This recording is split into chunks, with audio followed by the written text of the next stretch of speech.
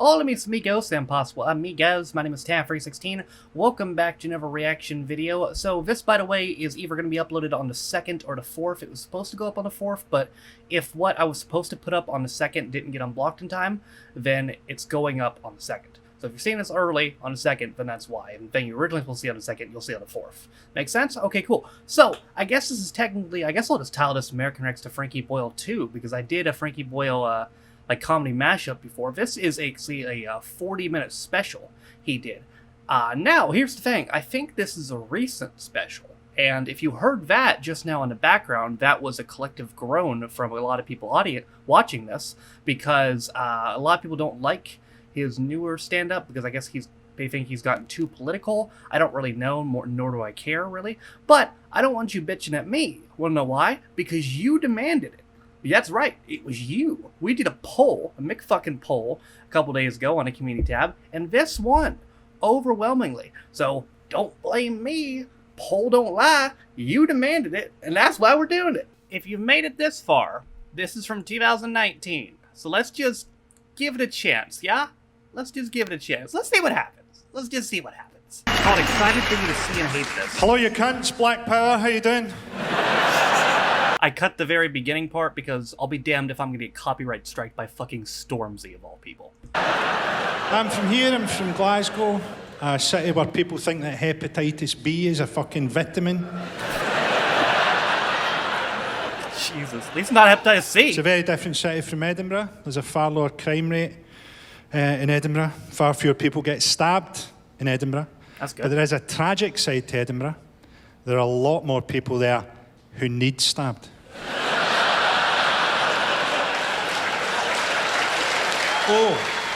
I should say, if you're not from here, there's going to be quite a lot of swearing in this show.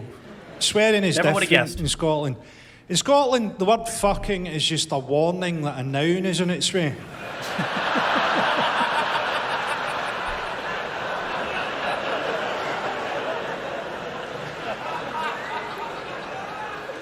I think the most I laughed last year, I actually fell down onto my knees laughing at this. I went to a personal trainer in Glasgow. That's not the joke. I went to a personal trainer who had a moustache. Now, when I tell English audiences this, they never quite get it, but we know, don't we? Any Scottish guy with a moustache is fucking psychotic. Remember like Graham Souness back in the day? They all speak as if they're trying to hold back some kind of dreadful memory. And this guy actually said this to me, right? He went, Mr. Boyle, I can see from your food diary that yesterday for dinner you ate a bag of chocolate money. That laugh. I didn't realise you could get sacked by a personal trainer. It's weird getting older as well. When I was a teenager, ejaculating was like a fucking firework. You still gotta be in his 40s. I'm 47 now. Oh, when I ejaculate, it's like Tim Robbins escaping from Shawshank. Jesus. I think I get less interested in sex as I get less capable of having sex. I couldn't really lift a woman up against a wall anymore. Depends on the wall, obviously, but it's very few women's sexual fantasy to be jackknifed over a garden wall. Your options really narrow in your 40s. You're pretty much reduced to going out with people that you've already gone out with. The sexual equivalent of eating out of the bin.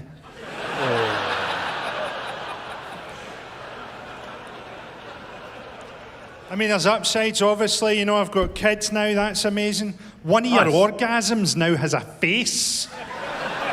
It's mind-blowing. But I grew up working class and always in a relationship. So now, to be middle class and single, I find myself thinking things I've never thought before. Trying not to come on the good sofa.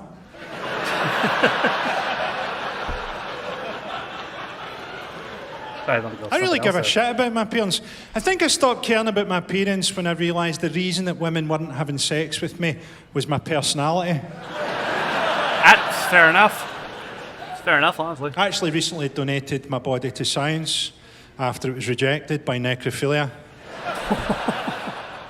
Don't knock necrophilia, it's the only truly victimless crime. Look, some of this show is going to be fucking grim. Right? People get the wrong idea about me. They think I'm depressed or something. I'm not depressed.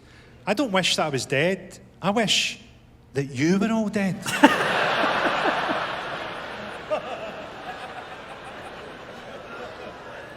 We had a scandal around comic relief this year. Now, I've always felt that comic relief should be done on a pay-as-you-laugh kind of a basis. You watch it, you pay a little something every time you laugh.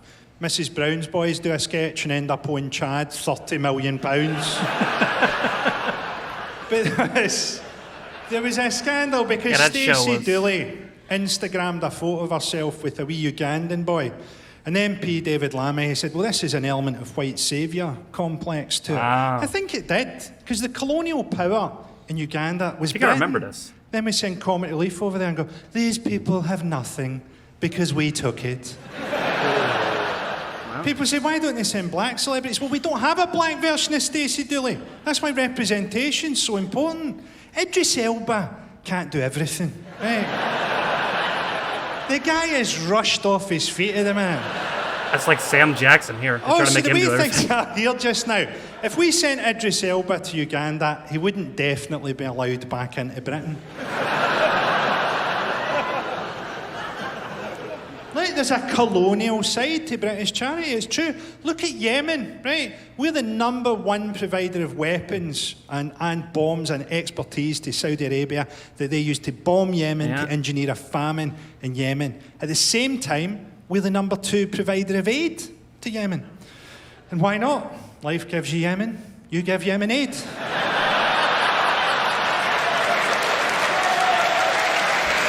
By #1, do they mean UK and US? Because, yeah, we contribute to that towards that too.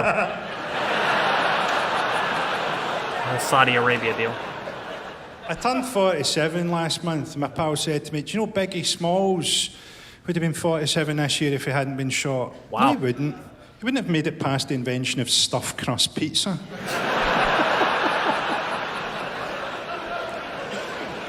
I don't want to grow into one of these old, moany Scottish guys, though. Do you know what I mean? Like, this happened to me. This is true. I was having a wee snooze in a park in Glasgow one day, right? Because my career was going particularly well that year. And an old guy came up to me and went, do you know your problem?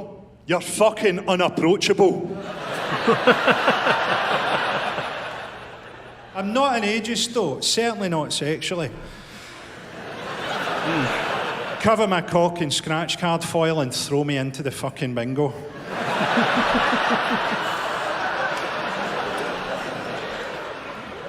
I think our old people get annoyed because they don't get the same respect that old people got when they were younger. That's because old people when they were younger had fought against the Nazis. All our old people have fought against is gay marriage and type 2 diabetes. There's upsides to it as well, obviously, you know. Man and uncle, they were married for 52 years. Do you know what? They died within hours of each other. Damn. Because he nailed all the windows shut before setting fire to the house. Oh my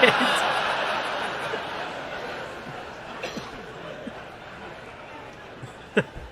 Got old people to thank for Brexit. Now, I know it's very fashionable at the minute, right, for people to go, well, everybody that voted for Brexit is stupid. I really don't think that they are all stupid.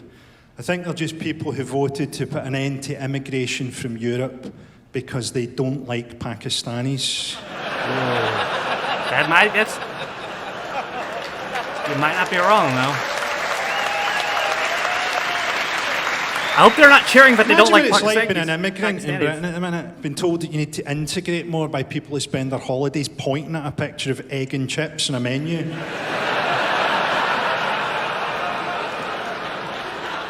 It's just fucking endless, Brexit. It will never fucking end.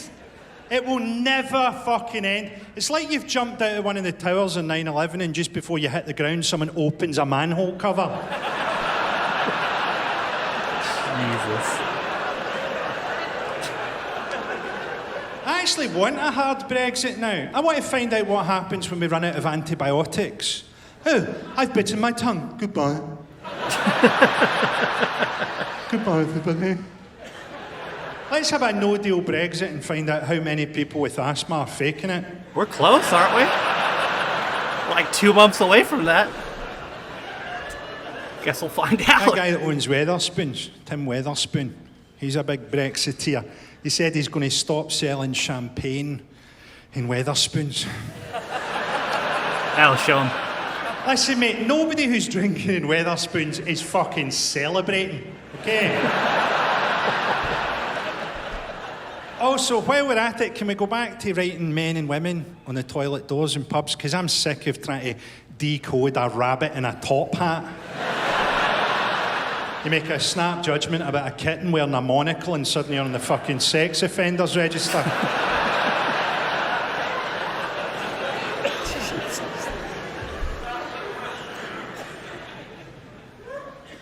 It's a nasty cough you've got there, mate. You all right?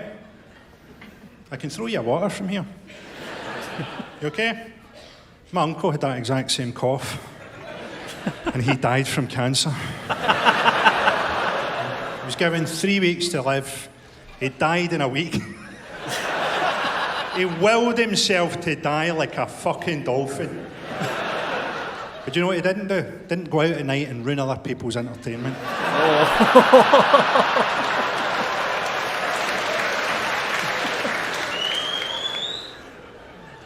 At least Theresa May went. I mean, she had to go, didn't she? Yeah. Towards the end, she had all the authority of the do not tumble dry label.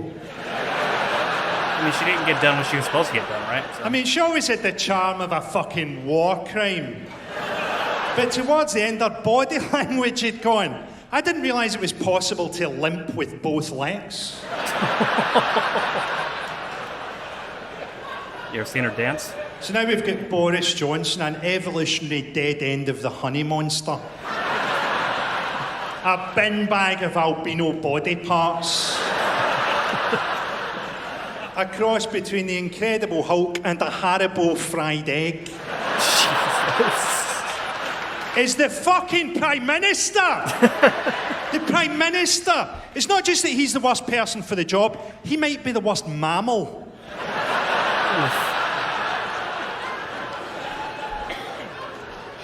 And let's not forget how they create these people. They're created in the public school system. That's where they lose their empathy. They're forged in a crucible of hierarchical sodomy. That's why they don't get along. The last time the cabinet saw eye to eye, it was over the back of a weeping first year. Jesus. Incidentally, I'm not one of those people who thinks there's a paedophile ring at Westminster. I think it's probably more of a queue. Yeah. I tell you what gets me with Brexit, right? Is these, I'm looking forward to it actually, these free market Tories that have spent their whole career going, oh, let's let the market decide. The market will make that decision. Seeing what happens once the market is exposed to scarcity, once people can't get food anymore, once they can't get medicine. Oh, the market seems to have decided to drag me out of my front door screaming. Oh, the market seems to be stringing me up from a lamppost by my ankles. Oh, the market seems to have decided to slash my throat open and give me a jolly old halal send-off. The market has become sentient.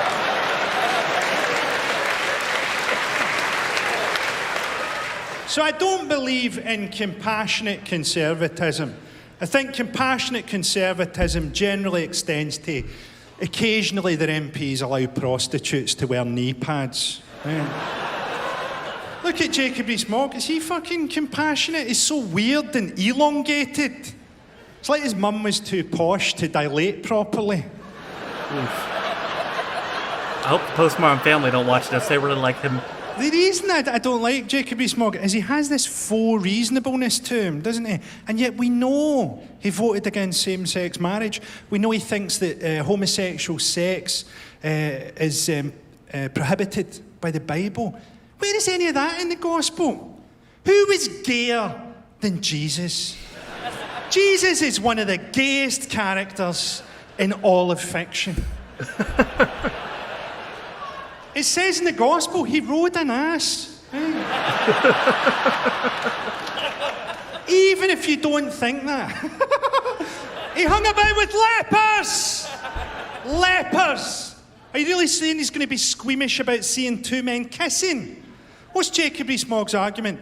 Jesus wouldn't have wanted to see a man with another man's cock in his hand unless it had fallen off.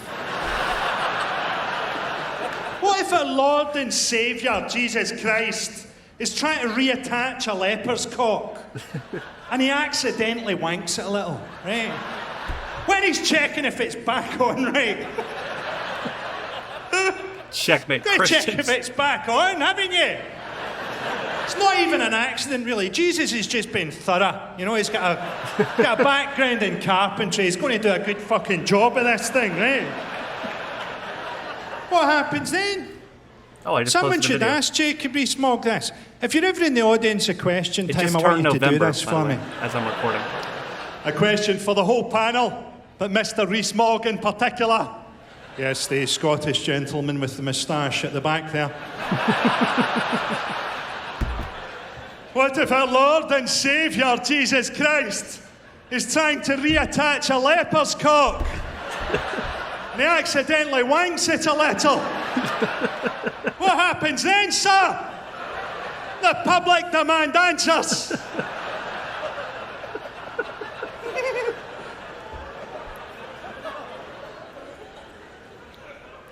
So I don't trust Jacob Rees-Mogg. He looks like he owns the laboratory that Michael Gove escaped from. I always think that Michael Gove looks like he'd have porn on his computer that's so weird it's legal. Michael Gove. An I don't know who that amputee is. Look him up comforting a real quick. lobster. Look him up real quick. He's definitely the creepiest looking one, isn't he, Gove? He sort of looks like a haunted ventriloquist dummy carved from the yew tree that Operation Yew Tree was named after. It's like someone tried to cheer up the children on a cancer ward by drawing a happy brain tumour. Oh, and that was too much for some of you, okay. Nice But to know where the line is. Yeah, not the 9/11 Childhood joke. cancers. We'll stick to Yeah. adult cancer from now on, don't Yeah. worry. Going to be fine.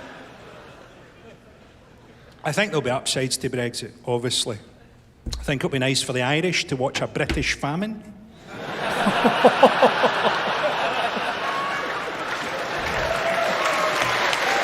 Famine Part 2. Ireland has all the I potatoes. wonder if English politicians have just forgotten what Northern Ireland is like. To me, Northern Ireland and the Republic of Ireland are like two halves of one bipolar personality. Let's get the jolly old fiddle out and stick it through some cunt's head.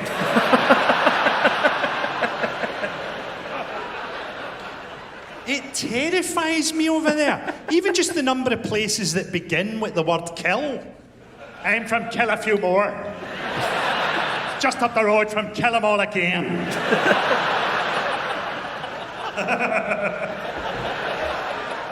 To explain what it's like, yeah, right. This is true, this happened to me.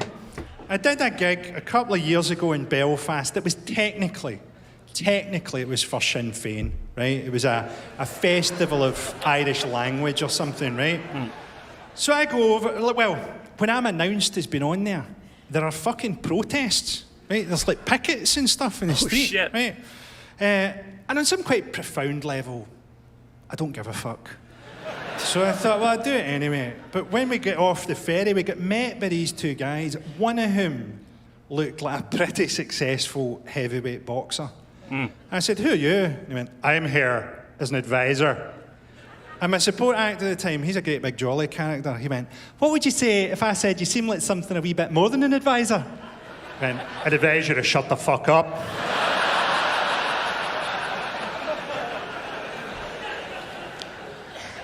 My parents are from Donegal. I know it's very fashionable at the minute for comedians to have their parents on a TV show with them. Not an option if your parents are 80 and from Donegal. I don't trust elevators. And I'll tell you what else I don't trust. Ham. My parents have very, very mournful Donegal voices. Very, very sad voices indeed. My dad could make the lyrics to Zippity-Doo-Dah sound like a fucking cancer diagnosis. An adult cancer diagnosis, sorry, yes, Dad, yes, I know. Yes. I know we've got limits around here. When I was growing up, there was still quite a lot of anti-Irish racism in Glasgow, which had two parts to it. One was Irish people are really stupid, and the other part was Irish people are taking Scottish folks' work, which wasn't even true. They're taking our jobs. It's an incredible self-own when you think about it. If they import any more idiots, I'm going to be out of a fucking job here.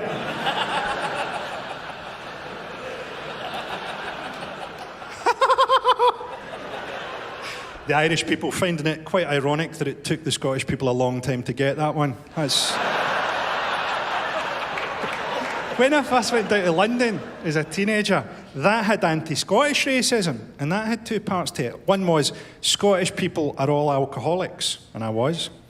And the other part was Scottish people are all really mean. They're really tight with money. That doesn't even make sense. I don't know how many alcoholics you've met.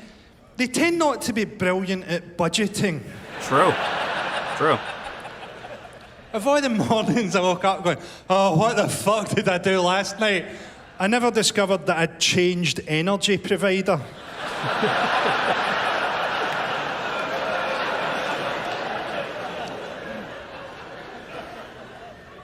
Oh, here's a joke that goes really differently in England from the way it goes in Scotland. See if you can work out why.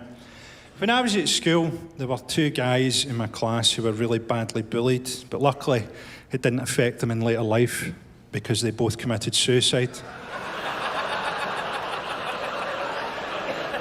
I'm not kidding, that gets a huge laugh in England. That gets a huge, uncomplicated laugh. Really? Whereas by the time you get to Glasgow, people are going, yeah, they probably did. Yeah. Sad story. I was taken down from my school's wall of fame. Oh, no. I salute them for doing it. I admire them for doing it. It was because I did a joke about this guy, and he was a brilliant guy. He was a wonderful human being. But it was his job to teach us sex education. So he'd come round once a month and preach the withdrawal method. And he had 9 children. Oh. And a twitch.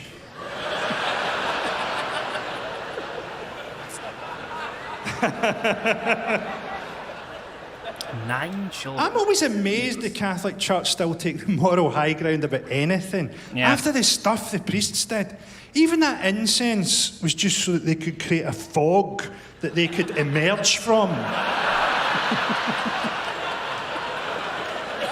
You'd smell that at school, everyone would scatter. One wee asthmatic boy would go missing. What happened to Gregor? The last I saw, he was being raped by a cloud.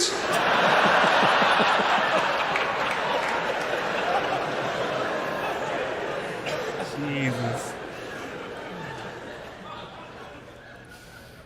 I'm going to talk a wee bit about comedy, and I know that it's not the most important subject in the world at the minute. I know the planet's dying. I think we need People comedy. say the best thing you can do for the planet is to become a vegan. I don't think so. I think the best thing you can do for the planet is to become a cannibal. If you eat just one other person, you've reduced your carbon footprint by 100%.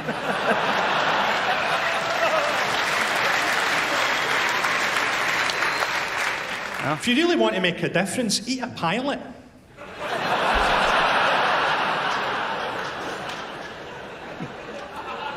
When I started doing stand-up comedy, the most famous comedian among comedians was Bill Hicks.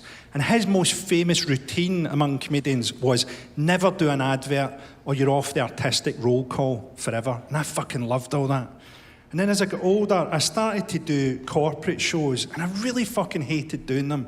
So maybe about 8-9 years ago, I decided, well, I'll do those when I get asked, but I'll just give the money to charity, right? And I felt good about myself, right? I probably didn't achieve much, but at that point in life, I just saw myself as keeping that money away from Michael McIntyre.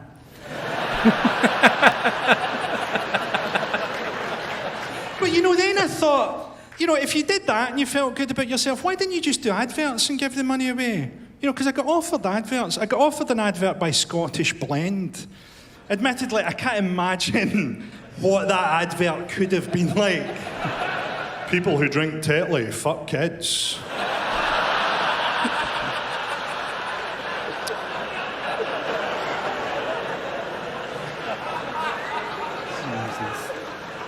You get these people, don't you? And they'll probably always be with us, who get offended by comedy. And I used to not mind until it occurred to me one day, most people who get offended by jokes watch porn. Like pretty much all of them. There's someone right now watching torture porn going, I hope nobody makes a joke about a fucking swimmer's nose. And then you get these other people who defend comedy, right? And they say, oh, this is a free speech issue. It's not a free speech issue, it's an artistic license issue.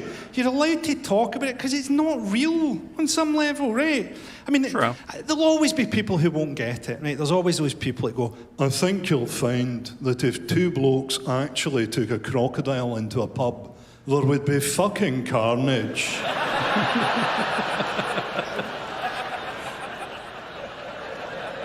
But it's not real, so we get to joke about it. I think people sometimes get confused with how they use humour in their own life with what this is. So most people use humour as a form of politeness, as an icebreaker. This isn't that.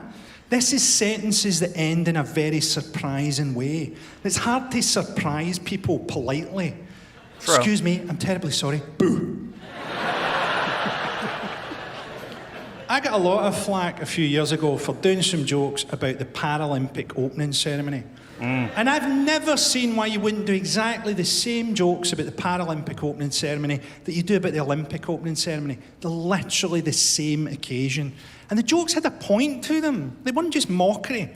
Right, so the one the papers hated the most was the Saudi Arabian Paralympic team are mainly thieves.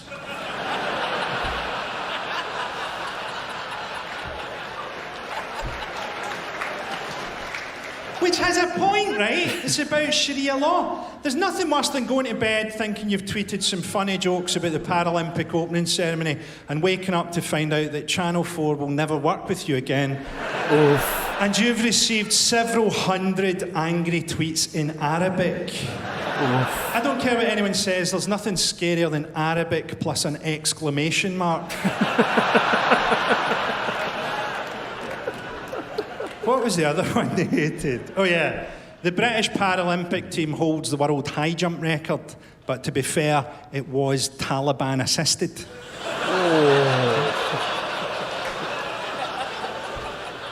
Also has a point, right? Not everybody has to like the point, but the point is, in among all these distractions, Britain was still fighting 2 wars. So I don't like people who lash out at jokes. At the same time, I don't like people who lash out at political correctness. I think it's lazy, and I think it sometimes encourages people to dismantle stuff that protects them.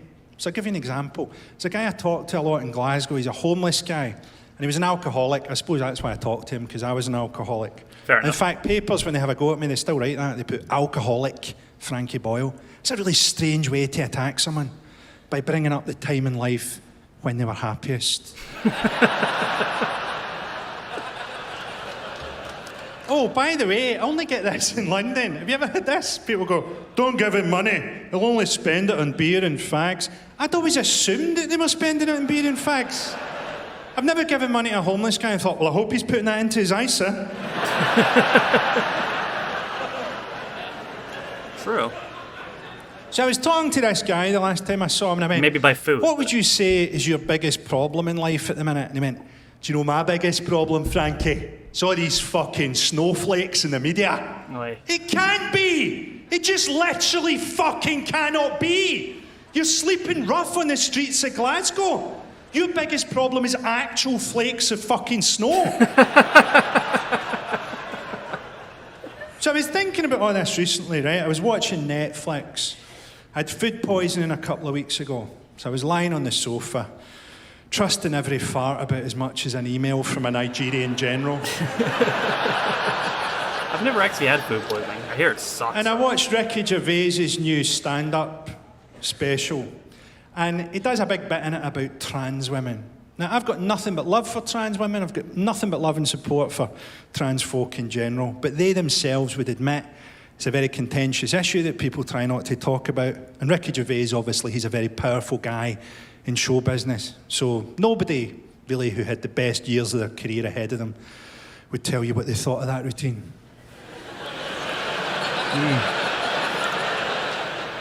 Ricky Gervais, he does maybe 15 minutes where he goes, well, if a trans woman can say that they're a woman, I can say that I'm a chimpanzee. I'm a chimpanzee.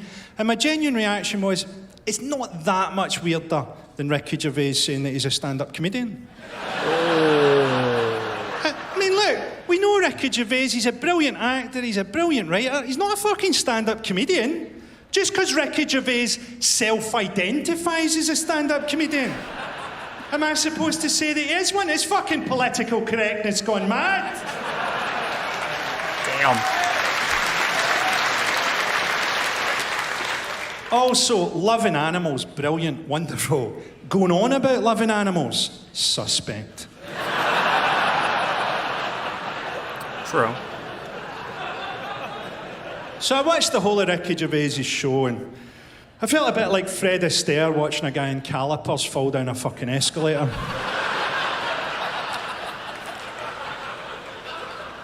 And then I watched Hannah Gadsby's show, Nanette. Now, it's a really great show. You should watch it if you get the chance.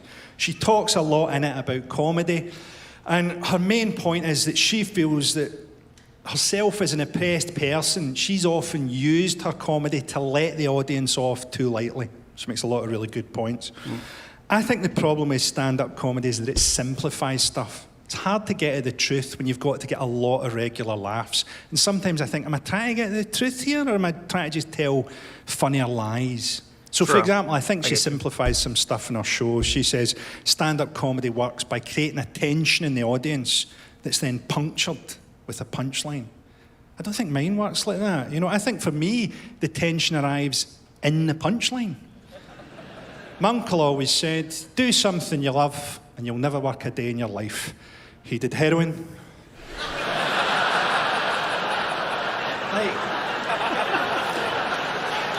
The tension arrives in the punchline and the set-up line is almost supposed to be soothing, I really. see your point. People say, don't they? They say that you only regret the things that you don't do. I don't know who said that first, but it's someone who's never broken 2 corkscrews trying to get an unlubricated parsnip out of their arse.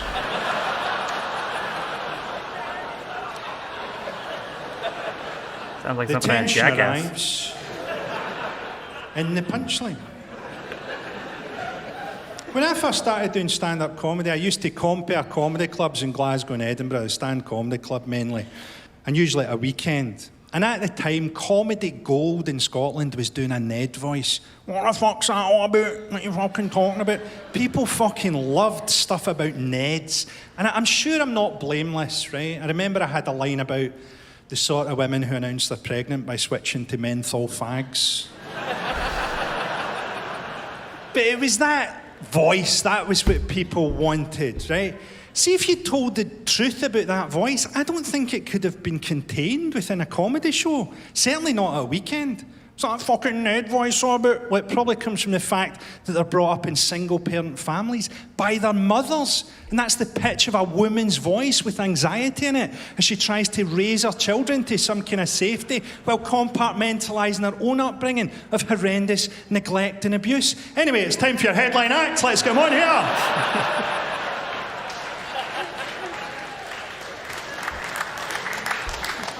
So sometimes, right, I write stuff now and I go, am I really rebelling there or am I just conforming? Because our society works on conformity. People talk about racist cops. They don't select for racism. Right, there isn't a test where they go, I'm afraid you've failed. You've answered several questions about the history of Motown correctly. They test you for conformity so that you'll just nod along with structural racism. Yeah. And sometimes I say to myself, well, am I conforming? So like, I compared Live at the Apollo a couple of years ago, which is a type of conforming in itself. And at the time, you're supposed to do jokes on all these celebrities that they've got down the front. And one of them is this really brilliant female boxer who I really admired. I'd followed her whole career. And I'd written this joke I was really proud of, which was, at the Olympics, in the women's boxing, they fought in 2-minute rounds, which was good, because if it had been 3-minute rounds, I think I would have ejaculated my own pelvis. It's okay. And you know, I really laughed when I wrote that. I thought, that's fucking hilarious, because you'd never say that to someone's face, would True. you? And then as I was walking to the show, I was thinking, people do say that kind of thing. People said that kind of thing at school, especially me. People say it now on social media, so am I just fucking conforming here? And what am I conforming with? A deeply sexist society. Life is different for women in Britain, right? Women have to assess men before they go out with them, because men are dangerous, men are violent. That's why women are obsessed with true crime podcasts. They're doing research for their relationships. Men don't have to assess women. That's why we can objectify them so quickly. On some level, we don't really give a fuck. Yeah. A man can see a woman with a heavy cold, and all he'd think would be, I would rattle that fucking phlegm loose.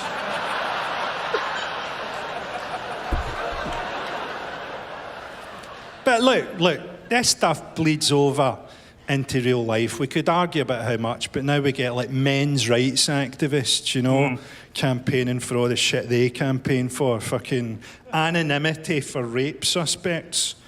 Presumably they don't want them to lose the advantage of surprise or something. Yeah.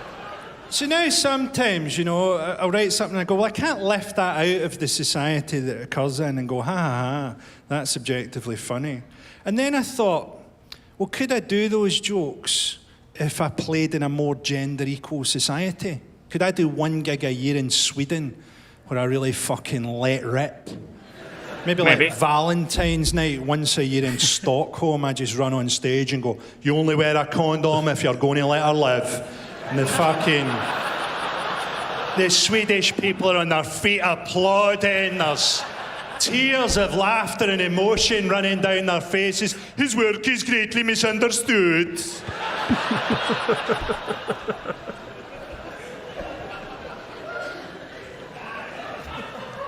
I think the absolute intersection of British misogyny and racism was that Shamima Begum case. If we were really a compassionate society, they'd have brought her back but made her finish school. Yeah, this essay about what you did in your holidays last year. If we were really about redemption, she'd be getting a This Morning makeover right now. First up, we're going to sew your clitoris back on.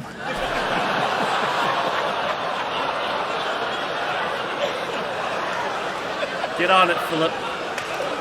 See, I'm quite interested in the reaction to that. It varies, doesn't it? I think it's because of what we've just been talking about, right? See, when I write those jokes now, which I think are funny but sort of empathyless sometimes, I usually think to myself, you're probably missing the real joke then. Like, the real joke there is probably something to do with the British state having a go at someone for getting involved in a war in the Middle East that's got fuck all to do with them. It's like the Pope throwing out his R. Kelly CDs.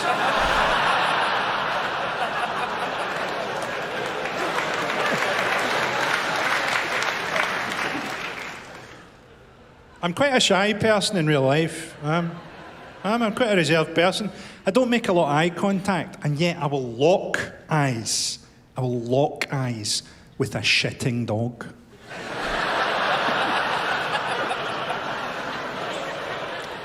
Been thinking of getting a dog. My mates keep going, why don't you get a rescue dog? Get one of the rescue dogs. Yeah? Why don't you marry someone that's been in fucking prison? Because it's fucked in the head! I don't think that should we correlates. get a nice wee puppy? No, I want something that's fucked in the head. Let's have it fucking lie beside us as we sleep and maybe eat our faces.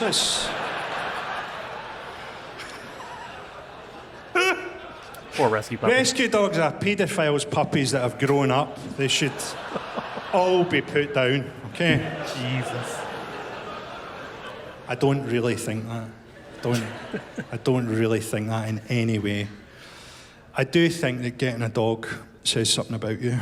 It says, I'm so lonely that I could pick up shit. Me? I'm getting a dog. I don't mind people getting a dog. It's when they get a second dog because the spaniel's seen through them. Let's hope this Labrador's a bit less judgmental.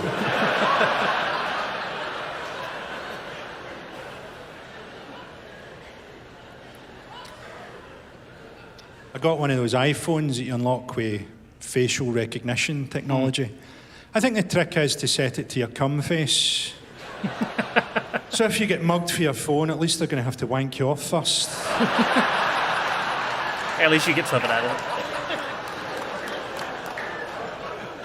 Got to be careful online, haven't you? Only last year, my Facebook account was taken over by a malicious sex predator when I suddenly remembered my password.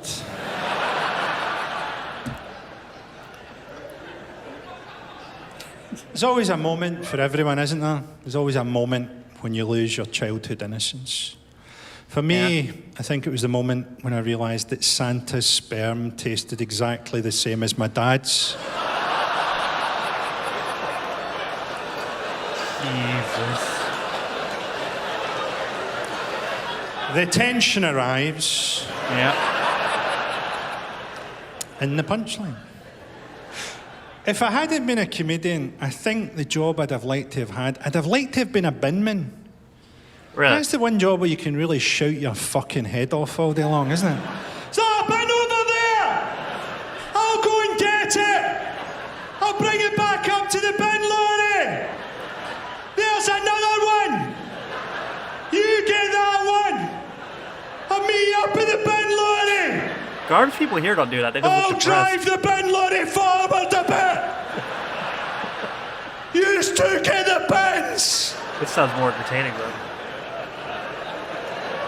Just go tell our garbage man to put some fucking... They could do that job in complete fucking silence, couldn't they? And they do here. I swear to you, they do here. Just have a wee meeting at the start of the shift every day. They go, let's agree that when we're out there today, we're going to pick up all the bins.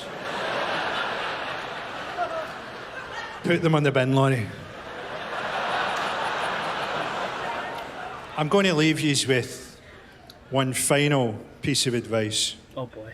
And my advice is, never trust the super rich. What's the first thing they do when they get rich? They buy a yacht. Ever been in a yacht? It's like being in a 2-star hotel on fucking roller skates. The only reason anyone would want to own a yacht is so that they can abduct children, sail them into international waters, fuck them, and dispose of their bodies.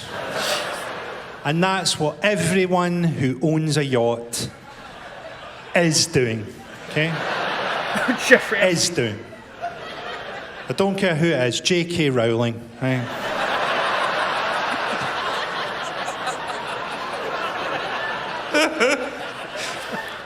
I have to say, for legal reasons, that J.K. Rowling is not fucking and killing children in international waters. To the best of my knowledge. That's what's happening out there. Sea levels aren't rising.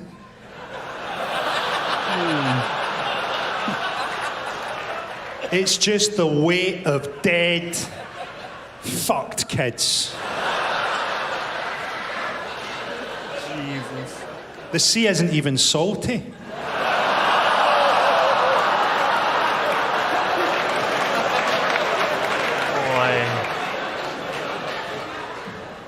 Do Do you know there are now hotels for the super rich that are so exclusive that when you phone down and ask for an extra pillow, that's actually a code word. It's actually a code word for a prostitute. Imagine that, you phone down, you ask for an extra pillow, and a prostitute turns up. Now you have 2 prostitutes. And only 1 pillow to smother them with. Let's hear it one time for all you lovely hard-working staff, thank you! So, here's my assessment. Some people might not like it, but here's my assessment. People have claimed that he's not as brutal as he used to be. That he's gone soft. I think that special that I just watched, which was from last year, is pretty solid proof that that mindset is bullshit. I think the people who are tearing him down now are the people who have found out that he's not on the same side of the political spectrum that they are. I think he's probably more recently come out with a lot more political opinions, and people who don't agree with him decide to say, oh, he's gone soft, and he's not what he used to be, he's not as funny as he used to be, he's just is stupid liberal now, or whatever. Like, I think people who do not agree with him politically, or agree with his views, now that they know them, have chosen to form these opinions. Because, I mean, come on. You watched the special, if you're at this point in the video. You know that thing about, oh, he's not as brutal as he used to be. You know that's bullshit. You just watched the special with me, if you're here. You know that's bullshit too. So, that's my opinion. Personally. That's my opinion. But, I enjoyed it. I imagine you did too if you made it this far, because this is probably close to 50-minute video. So if you made it this far, welcome to the end of the video. That's my thought process. This was the winner again of the monthly poll. If you didn't like it, well, if you didn't like it, you're probably not this far, but you demanded it.